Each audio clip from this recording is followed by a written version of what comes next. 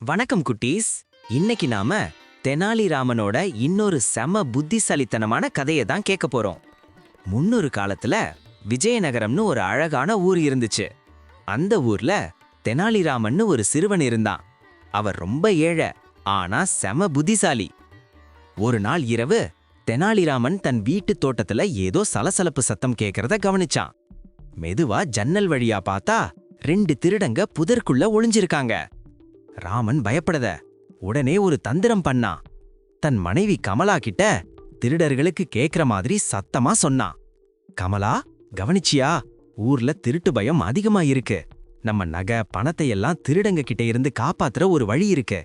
எல்லாத்தையும் ஒரு பெட்டியில போட்டு நம்ம தோட்டத்துல இருக்கிற கிணத்துக்குள்ள ஒளிச்சு வைப்போம். திருடங்க இத கேட்டு ரொம்ப சந்தோஷப்பட்டாங்க. ஆஹா, இன்னைக்கு பெரிய வேட்டைதான்னு நினைச்சாங்க.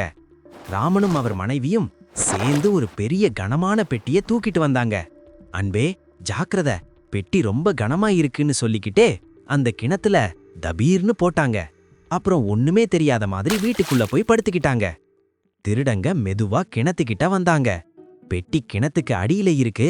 முதல்ல தண்ணியை இறைச்சி வெளியே ஊத்தினாதான் பெட்டியை எடுக்க முடியும்னு பேசிட்டு தண்ணியை இறக்க ஆரம்பிச்சாங்க. ராத்திரி முழுக்க அவங்க கஷ்டப்பட்டு தண்ணி இறைச்சாங்க.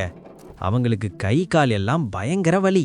ஆனா பெட்டி மேல இருந்த ஆசையில விடாம உழைச்சாங்க. அவங்க ஊத்துன தண்ணி முழுக்க தெனாலிராமனோட செடி கொடிகளுக்கு பாய்ச்சப்பட்டது. பொழுது விடியற நேரம் கிணத்துல தண்ணி காலியாச்சு. திருடங்க ஆசையா பெட்டியை தூக்கிட்டு வந்து திறந்தாங்க. பார்த்தா அதுல வெறும் பெரிய பெரிய கற்கள் தான் இருந்துச்சு. அப்போ அங்க வந்த தெனாலிராமன் சிரிச்சுக்கிட்டே சொன்னான், நண்பர்களே, ரொம்ப நன்றி. எங்க தோட்டத்து செடிகளுக்கெல்லாம் தண்ணி பாய்ச்ச நான் ரொம்ப சிரமப்பட்டேன். இன்னைக்கு விடிய விடிய நீங்க எனக்காக அந்த வேலையை செஞ்சதுக்கு ரொம்ப சந்தோஷம். அதிர்ச்சியான திருடங்க, ஐயோ, இது தெனாலிராமன் போட்ட திட்டமான அலறி அடிச்சுட்டு அங்க இருந்து ஓடியே போயிட்டாங்க. பாத்தீங்களா குட்டீஸ், ஆபத்து வரும்போது பயப்படாம புத்தியை பயன்படுத்தினா எந்த பிரச்சனையையும் சுலபமா தீர்க்கலாம். மீண்டும் அடுத்த கதையில சந்திக்கலாம். டாடா.